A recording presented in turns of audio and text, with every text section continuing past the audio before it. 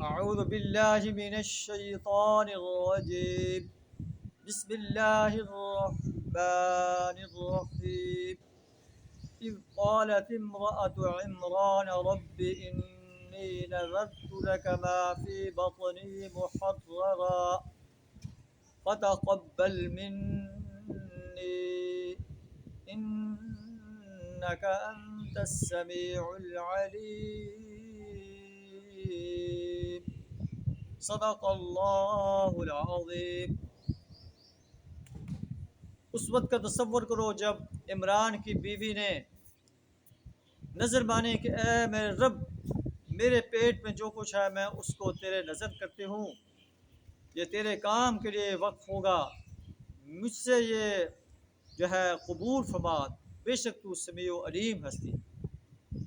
جب وہ بچی ان کے ہاں پیدا ہوئی تو اس نے کہا اے میرے رب انی وضعتها انثی، میرے ہاں لڑکی پیدا ہوئی اور ولیس الذکر کالانثی، حالانکہ لڑکا جو ہے وہ بچی جیسا نہیں ہوتا، میں نے اس کا نام مریم رکھا ہے۔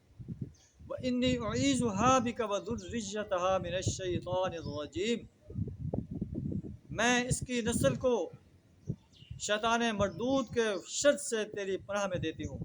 معلوم ہے کہ جب انسان اپنی اولاد کے لیے دعا کرے اس کے لیے یہی دعا کرے، انی اعیذها بک وذریتها من الشیطان الرجیم، جیسے حضرت مریم کے والدین نے دعا کی۔ اللہ نے ان کی اس پیشکش کو قبول فرمایا، مریم علیہ السلام کی جو ہے پرورش فرمائی، اسے ایک اچھی لڑکی بنایا اور زکریا علیہ السلام کو اس کا کفیل بنایا۔ جب زکریا علیہ السلام اس کے محراب کے پاس جاتے، وجد عندها رزقا، اس کے پاس رزق پاتے۔ آپ پوچھتے انا لک ھذا، اے مریم یہ کہاں سے ہے؟ وہ کہتی هو من عند اللہ، اللہ کی طرف سے۔ ان اللہ یرزق من یشاء بغیر حساب، اللہ جسے چاہتا ہے بغیر حساب کے رزق دیتا ہے۔